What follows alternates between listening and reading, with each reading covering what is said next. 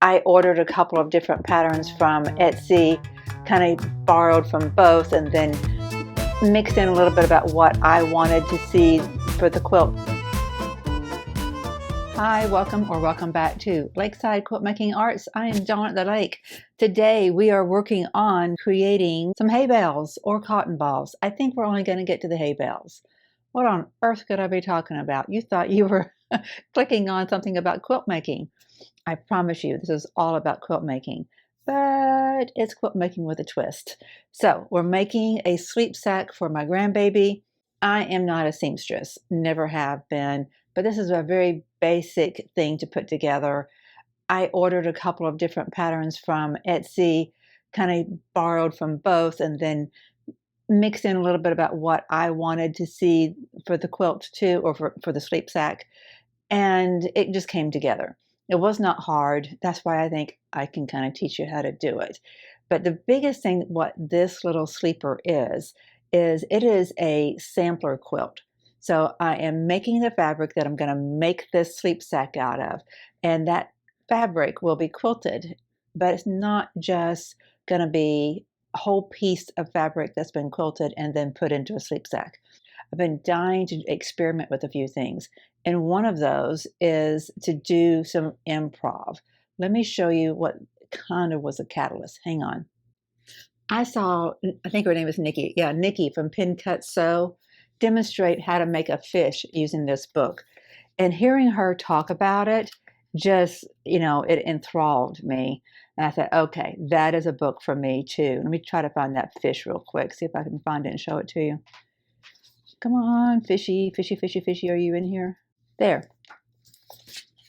So, see that? Isn't that awesome? So she was demonstrating what she learned from this book to make her own version of that fish. And she talked highly enough about the book that I purchased it immediately. There's another book. We're going to get to my topic, but there is another book recommendation, and that is the Sue Spargo Creative Stitches, I think it's called. I saw Alex from the Quilt Show talking about it last Monday, I believe it was, and I knew I had to have it because it answers the questions that I have for finishing out my, where is it? My unicorn quilt. Now you can see my pattern for the unicorn over there. On that unicorn quilt, I've been doing some embroidery, but my repertoire for doing embroidery is really limited. So I really didn't have anything to pull on to know what was my next step. So even though I've had a gazillion different distractions, it would have been on hold anyway until I had that inspiration for what to do next. And I got that through looking at Sue Spargo's book that I got because of Alex from the Quilt Show's presentation. What day? This is the 16th, so it would have been on the 9th, September 9th, when she was on YouTube, on the Quilt Show's YouTube channel. Oh my gosh. So all of you people doing all this creative stuff is just making me go broke buying all these books. But it's not wasted. Anyway, inside here, as I was reading it, I found this. I found this section referred to as rings.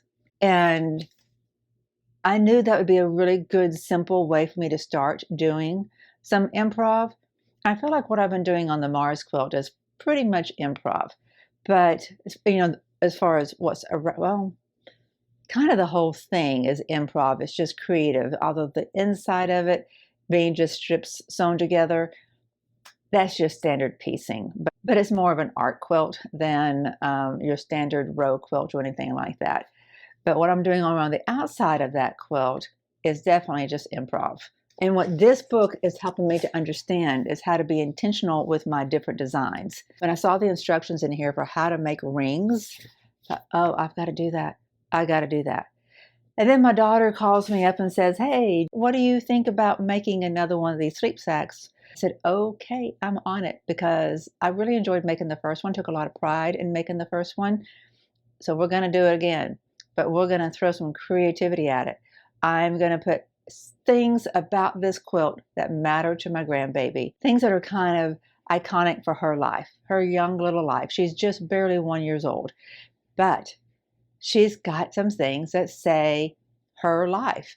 One of them is where she lives, and that's where there's cotton balls and hay bales. She also lives on a farm. They've got a barn.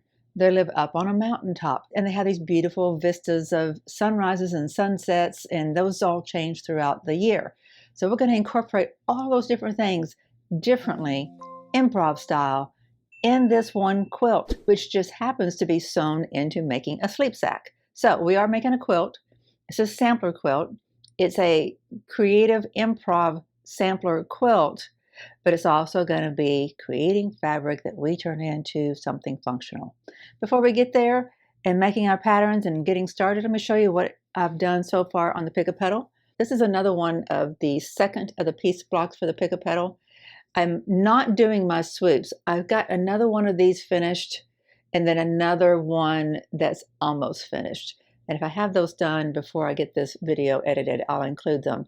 I'm not including my swoops. Right now I'm just doing the skeleton of this piece block, and that was on purpose. I don't want to kind of lock myself into all of them kind of looking cookie cutter, which is really difficult to accomplish considering it is a very scrappy quilt. And I'm pulling from a large array of fabrics, right? But I think it could still begin to look a little cookie cutterish. So I think as I get all these done, and there are 20 of them, which is why I need 80 of these swoops. But as I get all of these done, I'll lay them out, and then I'll place my swoops to really keep things happy and lively and complimentary and not hokey. You know, one of the questions I had whenever I started putting in some novelty things, I don't really want it to be hokey. If I was making this quilt for only aesthetics value, I wouldn't be putting in the novelty fabrics. But I am making this quilt to represent, again, for my grandbaby, her life, her parents, their separate lives, coming together to make her, to love on her, raise her, and enjoy her, and what their lives together represent.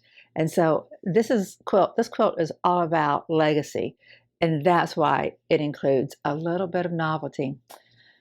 I guess having a little bit of a novel legacy is not a bad thing. Okay, so this goes up on the wall, and I'm going to finish the other one, and I will show you what I've got done in this video. Let's get busy making the pattern. First, I have to figure out from the original sleep sack, how much bigger does it have to be? And how much bigger does my new pattern have to be? Well, I bet you it has to grow quite a bit because this child's grown quite a bit.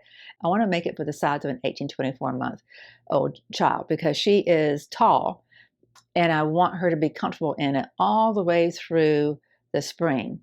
And maybe if she doesn't, continue to have huge growth spurts, maybe she could use it a little bit next fall too. I don't know. It's going to be a sweet little sleep sack that is not necessarily gender specific. It's going to be beautiful, hopefully, but it isn't necessarily girly, right? So I think that it could be used for a future male grandchild as well. But who knows? They may give me a house full of grandbaby girls. I don't know. I don't care. I'm just going to love them all, and I'll do whatever I can to make a quilt for every one of them. All right, time to get busy. I don't know about you, but I would not have thought that I needed to make a piece of quilted fabric this size. I mean, look at that. It's pretty big. I'm going to put it on the wall so we have something to compare to, and it's out of the way while we get started. Oh my gosh, where do we get started? Well, we get started by deciding which one of our yellows do we want to be in the center. And I really don't know until I get done. But I'm thinking I'm going to save the darker one, the brown, for like the outer edge. So I think what I'm going to do is get started with one of my lighter options as my center circle. I think I'm going to do that with this one. I kind of like how it has this pattern in it for the very center. If you're going to use this color with this fabric, with this design on it, might as well show that off. Okay, so do that, come around and do our circles or strips around that circle in these other colors. And I'm wondering if there's any reason for me to kind of control this, like making all of the lighter strips around the circle off to one side, like the sun is hitting and it's brighter there. That's not a bad thing to consider. Don't know if that's too much. That's maybe too big, too big of a thing for me to think about right now. I don't know, but I'm going to figure this out one step at a time and take you along for the journey. First things first, we're going to create a circle. If we have a pattern, if we need to make fabric as big as we need to make it, we don't need to make this little bitty. This can be, a proper hay bale size. So if this is like the center of our hay bale, and then the circle expands beyond that, and then we have several of those, and then that blurs into a field of cotton balls, cotton blossoms, then I think we're doing pretty good. I think that'll work. All right, first things first, I need something round so I can mark a circle. Eureka, I think this is a mason jar ring, and I think that inner circle right there is going to be perfect as our starting point. All right, this is fun. Let me let you down here so you can see what's going on. Okay, there's a nice cluster right there. But if I take a 1/4 inch away, this nice cluster isn't going to be seen. 1/4 inch of seam allowance, I mean. I think that's not bad right there. Don't want to use this pen. I'm really tempted to.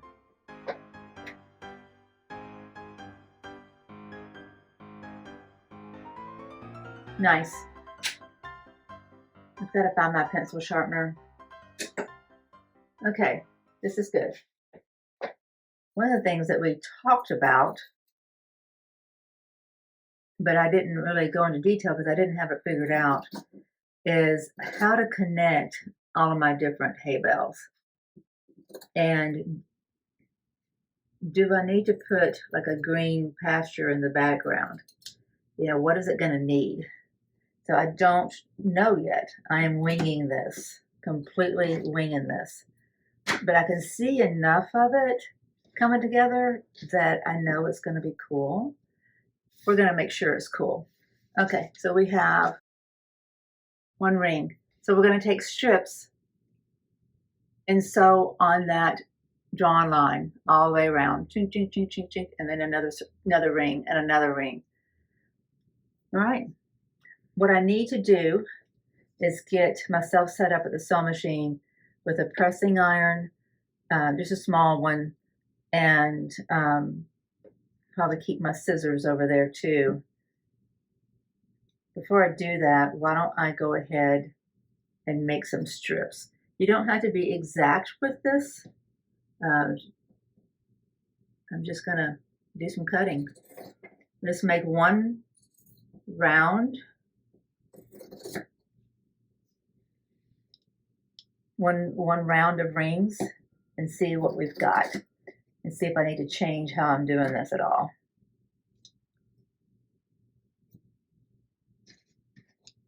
That one. I need more yellows.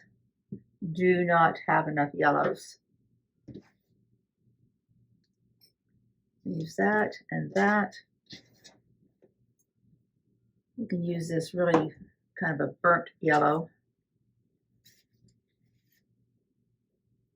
Something is wrong with this fabric. Can you see the staining on the back of that? Something you would never know from the front, and would never have known when I bought it. It's you can kind of see it from the front, so I don't know really what it is. It's fine. No one would really know. No one would really know. Nobody will ever know. Can you hear the sound of the excavator outside? I'm sure our neighbors are going to be glad when we get this pond project done. I'm not going to use this in this first round of rings, but I'm going to go ahead and cut. Since I'm standing here cutting, I'm going to go ahead and cut a bit.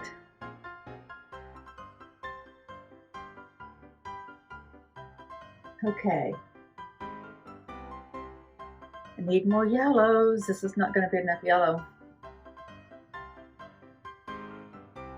Ooh, I kind of wish I'd use this in the middle. Might have to use this one for another hay bale. That brings up another question. Should there be uniformity between my hay bales? That's the appeal on a lush pasture land of seeing all these hay bales. They all look identical. I think maybe I should. This looks like chicken feet.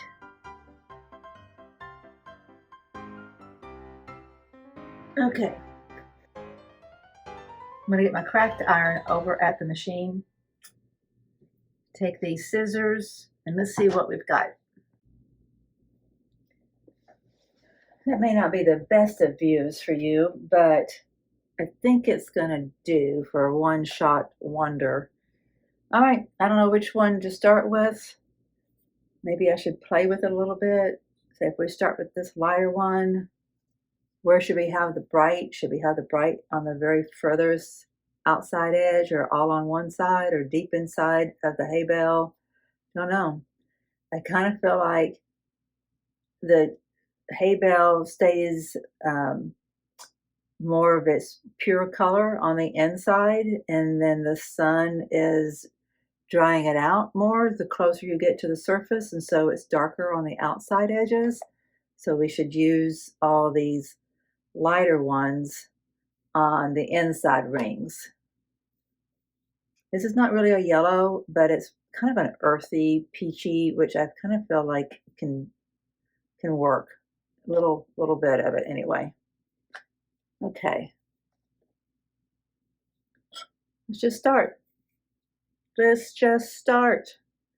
I decided it wasn't best for you if you just watched me do the individual steps, but instead we kind of talk about what I learned. And I've been learning a lot. The first one didn't turn out exactly the way I wanted it to. I'm not unhappy with it altogether. It's going to work just fine in this sleep sack because, this is improv, and, I am working kind of handicapped in the sense that I'm working with my stash and not going out and hand picking fabrics to make this quilt fabric. And I'm perfectly fine with that. I know that's going to alter the way the rings look, that as you're alternating color and as you're alternating surface design and pattern and scale and hue and tone, you just get a lot of variations going on. But the overall image of some kind of spiral round thing is accomplished in that first hay bale. But what isn't accomplished is continuity, equality. I wasn't sure how to go about making sure all of my rings were the equal length and angle and all that. I'm learning better in my second round. In the first one, I changed how I was approaching it, which is why you see a big disparity initially out of the first few that I did. I liked the first few that I put together onto the original circle. They were looking nice, but I wasn't sure how to continue to repeat it. Like it was I was just eyeing it and doing it. So I then tried to look at my ruler and thought, how do I get a consistent angle each time? And I approached it by looking at my 30-degree line on my ruler and placing that against my sew line to make my cuts. But I still wasn't fully aware about what to do. I was just kind of winging it. And then some of my strips were different widths than others, and that made a difference. And then some of them were longer than others, and that made a difference. Then I had to make my second or third ring based off of the limitations of the prior one. So, with all that said, let's move on to looking at the second one.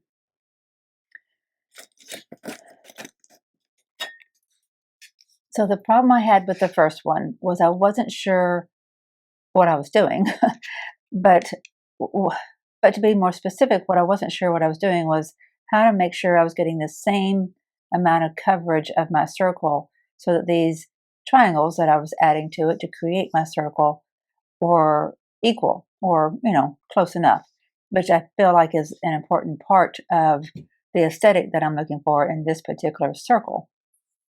You may be designing something else with a circle as your base, and then you might need to do alternating angles. But for this one, I wanted more equality than what I ended up with in the first hay bale. But now with this second one, what I've decided to do is I'm going to lay, every time I come to cut it, what you cut, but this one is already, this has already been cut, and I'm going to, just for demonstration purposes, I want to tell you about this stage of it first. So I'm going to make sure I'm a quarter in from the edge is touching this fabric here. So I'm not going to do it like this. I'm going to do this like, do the fabric this far up so that I make sure that it is going all the way to the tip. Okay. And this goes down far enough, it's long enough, it's going to be good. And then I will sew a quarter inch in. And I'm using this as my reference because I've cut that based off of a little formula I created. I want 1, 2, 3, 4, 5 of these little tick marks to be on my pencil line. And then that's where I will cut. Now you can accomplish that going all kinds of different directions, right? So that's kind of tricky as well. See, for this one, I went to the top where the yellow hit the last place where the yellow fabric hit the circle. And that's where I made sure that I started counting my 5 tick marks. Okay, 5 tick marks. And then I cut it. I put this fabric on there, sewed it, flipped it, and it's all good. Okay, then I came in to cut that. I did the same thing. Okay, I need 5 of these tick marks. Okay, but how do I know that I need that 5 and not this 5 or that 5? It's because I need the very first one to be right there in that groove. And then I slide the angle over until I'm getting 5 of these tick marks on that pencil line, maintaining that point right there. And so that's how I got my line cut, which is not too terribly precise. There, that's better. Yeah. Okay, so that's how that was done. Now we're going to take this, and I'm alternating my yellows and whites on this round. This is the one we're going to take. And we're going to alternate our yellow and white all the way around, I think, so that we have the white on the inner layer. You do have variations of colors on your hay bales. So again, I want this to go all the way up, my stitching to end where this fabric ends. And I know I'm going to be cutting off some of this. And as long as this fabric surpasses where I would be coming in to cut later, right? Because it doesn't matter how extra long this is, it only matters if it's too short. If it'd be too short, if it only came to here, right? Because eventually we're going to be coming in here and putting in more triangles, more strips, and creating triangles from them. And we're going to want to sew where these touch. So as long as you're surpassing this area, the length of this strip of fabric is fine. Okay, I'm going to take that over, sew it. I'm telling you, just because you're doing improv doesn't mean your brain gets a shut off. Okay, we're going to do the same thing. All right, well, I didn't quite get my drawn line. I'm going to go back and re-sew that.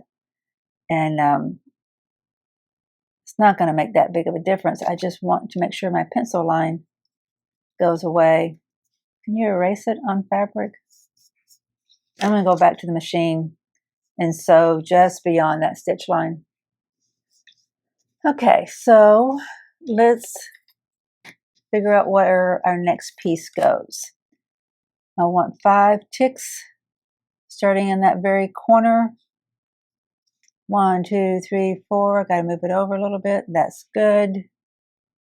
Almost good. There.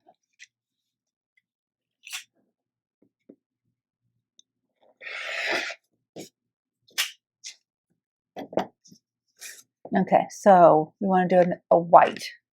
Let's see what scraps we have of whites over here. Here's a cast off from our previous one, previous hay bale.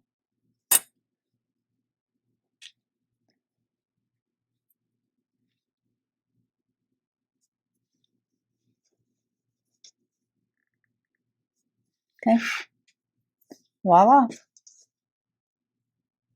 Looking good so far.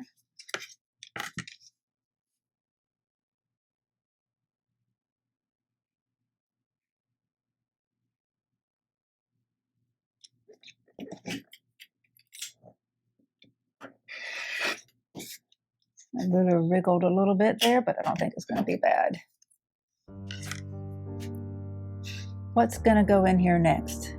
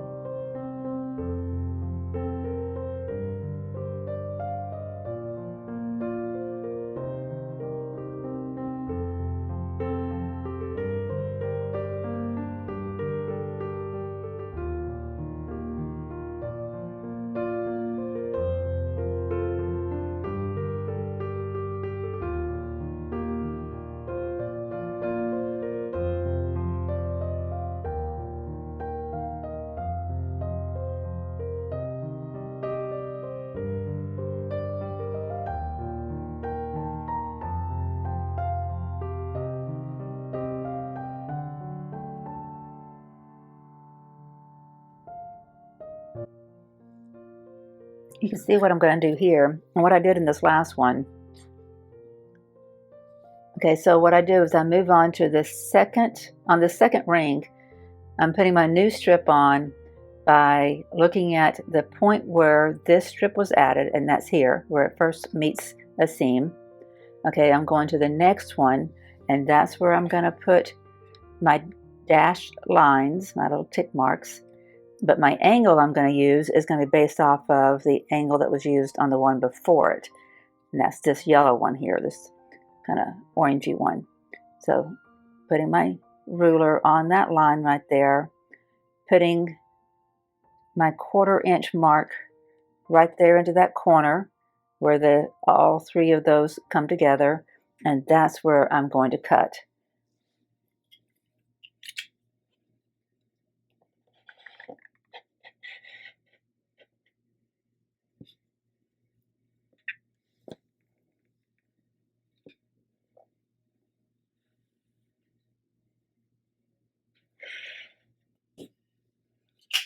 Okay, so you can see how your next strip needs to get longer and longer each time.